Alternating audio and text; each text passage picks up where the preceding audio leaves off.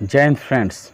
तो आज हम लोग क्लास 10th का मैथ्स यानी गणित का प्रथम अध्याय वास्तविक संख्या रियल नंबर से यह VBI क्वेश्चन लिए हैं।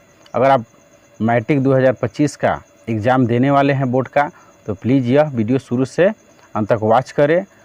तो इस तरह के प्रश्न बार बार एग्ज़ाम में आ चुका है बोर्ड के एग्ज़ाम में, और इस वीडियो में आप इस क्वेश्चन को दो तरह से बनाना सीखेंगे। तो प्लीज़ शुरू से अंत तक वॉच करें।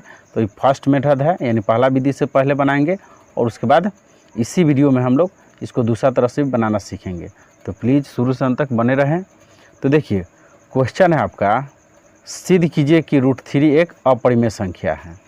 Prove that √3 is irrational number. तो यह वीडियो बड़ा ना हो, इसलिए इस क्वेश्चन को पहले से सोल्व करके रखे हैं और केवल आपको मेरे साथ समझना है। तो चलिए स्टार्ट करते हैं। तो सबसे पहले आपको देखिए यहाँ पर क्या कर रहा है, अपरिमेय संख्या सिद्ध करना है। या इसी तरह से यहाँ मान लीजिए कि हो सकता है कि √2 या तो √7 को क्या कहेगा, अपरिमेय संख्या सिद्ध करने के लिए। तो बस इसको आप समझिए, इसी पर आपको उसको क्या करना है, सेट कर देना है, यानी बैठा देना है। तो सबसे पहले अपरिमेय है सिद्ध करना हमें है, तो सबसे पहले इसको क्या कर लेंगे, परिमेय मान लेंगे। तो इसीलिए यहाँ पर मान लिए हैं, माना √3 एक परिमेय संख्या है। ठीक है, माना √3 एक परिमेय संख्या है, इसलिए P/Q बराबर क्या लिए है, √3। और जहाँ आपका P और Q क्या है, सहभाज्य संख्या है। सहभाज्य संख्या उसे कहते हैं जिसका HCF यानी मौसा 1 हो, यानी वैसा संख्या जो स्वयं से डिवाइड हो और 1 से डिवाइड हो, तो क्या होते हैं, उसे HCF यानी मौसा कहते हैं। जैसे देखिए यहाँ 2 और 3 लिए, तो इसका HCF कितना होगा, 1 होगा। तो यह दोनों संख्या क्या कहलाएगा, तो सहभाज्य संख्या कहलाएगा। तो हम लोग समझ चुके हैं कि जिसका HCF 1 होता है उसको क्या कहते हैं, कोप्राइम नंबर कहते हैं। तो यहाँ पर क्या किए, P/Q बराबर √3 लिए हैं, तो दोनों तरफ वर्क किए हैं, यानी स्क्वायरिंग बोथ साइड। तो देखिए यहाँ पर दोनों पर आगे स्क्वायर हो जाएगा, यानी P/Q का होल स्क्वायर बराबर √3 का होल स्क्वायर। अब यहाँ पर हम क्या किए हैं कि देखिए ये स्क्वायर दोनों पर रहेगा, ठीक है। तो P²/Q² बराबर √3।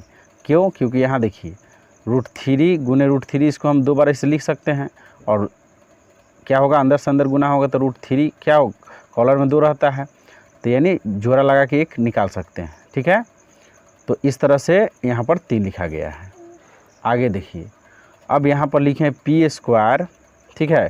P² यहाँ रहने दिए हैं, और Q² गया गुना में, ठीक है, यानी बटा में है तो कहाँ गया, गुना में गया, यानी मल्टीप्लाई में गया।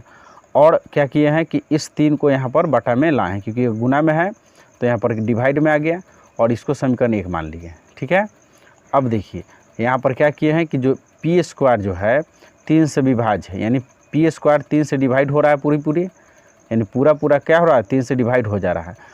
तो P भी 3 से क्या होगा, विभाज्य होगा। इसको ऐसे भी समझ सकते हैं, जैसे 10 के स्क्वायर 10 के स्क्वायर क्या है, 5 से पूरा कट जाएगा, तो इस 10 भी क्या होगा, 5 से पूरा कट जाएगा।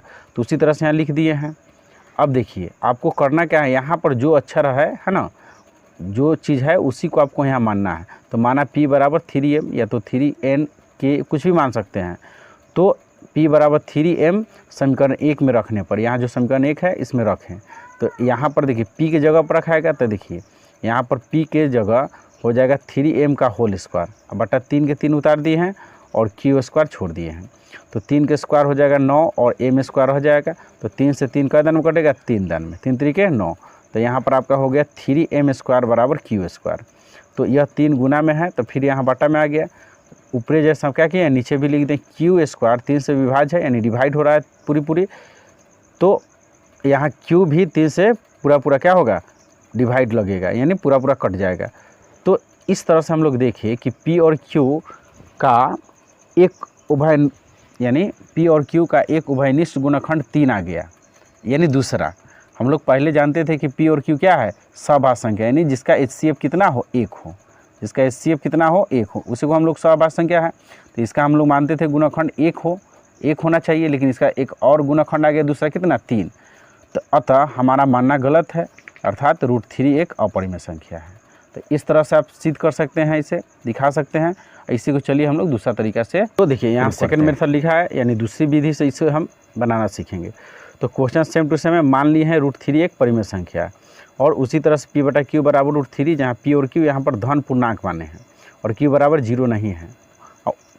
तो यहाँ पर पूर्णांक हम लोग समझते हैं, पूर्णांक क्या होता है, कोई भी संख्या हो जो पूरा पूरा हो, यानी -1, -1 2 3 4 कहीं भी चलिए माइनस लेके, या तो 0 1 2 3 है ना, इस तरह से कहीं भी जा सकते हैं अनंत तक। तो वैसा संख्या जो पूरा पूरा हो, या माइनस में हो या तो प्लस में हो, उसको पूर्णांक संख्या कहते हैं। इसमें 0 को भी ऐड किया गया है, तो इसे हम क्या मान लिए हैं, पूर्णांक। P और Q क्या है, पूर्णांक है, धन पूर्णांक।